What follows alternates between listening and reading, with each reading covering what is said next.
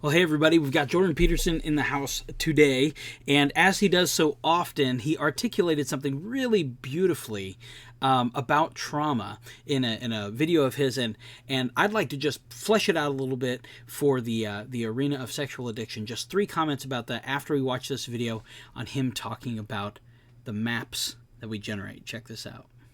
You know, one of the things that people might want to know who are listening is that if you have a memory that's older than about 18 months and it haunts you, and when it comes up involuntarily, it produces a stress reaction, what that means is that as far as your nervous system is concerned, and so as far as your body's concerned, that danger hasn't gone away. And what's happening is an unconscious alarm system that's looking for pitfalls and holes is warning you that the map that you're using is incomplete in a manner that might enable you to fall into the same hole. And so one of the things that people can do that's very useful is, if you have memories like that plague you, is to bring them to mind voluntarily instead of waiting for them to come after you involuntarily, and then to think through what has changed and what might not have, but also to come up with a plan so that if a similar circumstance arose, you'd be in a better position in one way or another to deal with it. So good. How does he do that all the time? So if you don't know what he's talking about, I just want to note that he's essentially in this 60-second clip summing up a book I read called The Body Keeps the Score. It's all about trauma. And you might have even heard of that one. It's really grown in popularity. A lot of people have read it at this point. But let me pull some things out of there. He said some amazing stuff. One was that the danger in our life hasn't gone away. We've got this survival system that keeps going off because it believes that the danger is still, clear and present, right? So my first question is, and for the guys that I work with, this is a huge question, is why has that pain not gone away? Now, in some sense, we recognize that pain holds on to us. Like, it was really important when it happened. And so, in that sense, it comes back because it meant so much to us. It was very, very important. But I want to note here that for a lot of people, and this is not just my area of work in sexual addiction, but a lot of people are struggling with medicating those old things in one form or another. Maybe you eat too much. Maybe you medicate with exercise. Maybe you medicate with switching relationships. Maybe you medicate with porn. There's a lot of ways to medicate. But that medicating process, basically the idea that discomfort would arise, that survival process would arise. There's a danger from my past, won't go away. And when it shows up, I solve that danger by medicating. A lot of people are being put on marijuana right now as a drug solution to their anxiety. It's not actually curing anything. Now, I'm going to get in a lot of trouble for that.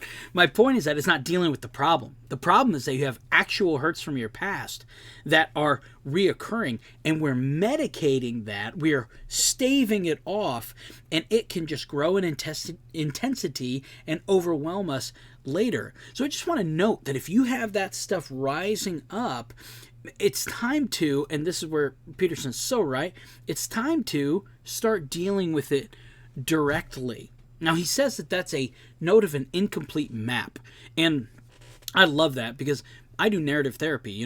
We tell stories. We talk about our stories, me and my clients. And I just wanted to note real quick what the benefits of a completed map are, and there are tons. For one, when you complete your map, let's just talk about what Peterson was talking about real quick. When you complete your map, you're able to handle the stuff that's coming up from your past. You have answers for it.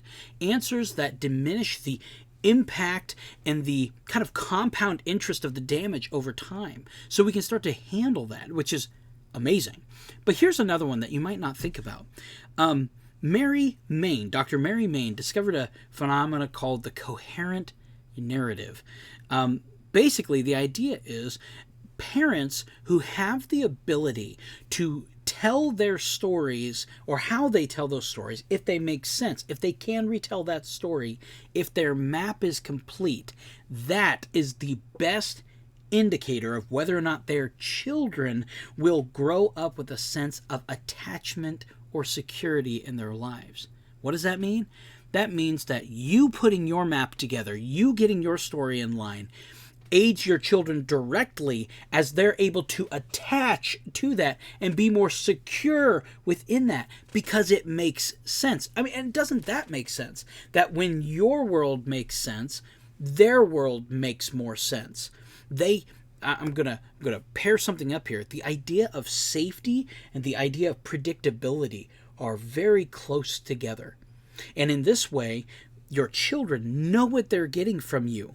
And if you can tell that story and they can relate to it, they can make decisions from a solid foundation instead of making decisions from not really knowing maybe where mom or dad is coming from and that sort of thing. And so it's an absolutely beautiful journey to go on to complete your map so that you can literally deliver to your children a stronger foundation to stand on and make meaning of their own lives. Great stuff. So that's the second thing. The last thing I wanted to note on was just this idea of, he says, okay, so bring them up voluntarily. Love that, by the way. Don't wait for your bad stuff to come and attack you. Go after it. Hunt some lions, hunt them down. But what is the plan? What is the plan doing? He says, make a plan for when that might come up again. And the question for me, I just want to explain a little bit what that is. So when you make a plan for when a traumatic situation comes up, what happens is you're preloading an answer. You're giving your brain something else to access in the midst of its strain and stress. Stress reactions aren't always particularly controllable. I think they're influenceable, but not always really controllable. So the question is, if I can't handle them in the moment, what do I do about that? Well, I preload answers. I get answers in there beforehand. And in this way, we get what's called a sense of agency, a sense of having a choice. Because think about it. When my survival system kicks in, when I get really stressed out and I'm just like, I'm ready to fight or flight, right? I don't feel like I have any control. I don't feel like I get to choose what's going on now. A sense of agency is the idea that I have... Oh, someone's texting me. That I have a preloaded answer. I have something to say about what's going on to me. So even though somebody might be scaring me or very intense, or maybe it's triggering something from my past, I am able to grab, not at old data. I don't just let my subconscious, my survival system, go back and grab old data and freak me out and create dissonance. Instead, I have this preloaded idea, this thing that I came up with, this truth that's based on my current understanding of that situation and what I can do about it, how I would want to react to it. And my brain then can grab that. And what you're going to find out is that drops anxiety, and that drops the stress, and that gives you a sense of ownership that leads to confidence in those scenarios. And that's a beautiful thing, because over time, that means the trauma begins to diminish in its impact value to the point where it becomes a part of your narrative. It becomes a part of your story, something that you have accepted and can use in the future. Hey, if you like this video, like and subscribe, all that stuff. Hope you enjoyed it. Hope you're digging Dr. Peterson, and I will talk to you guys later. Don't forget, you're loved.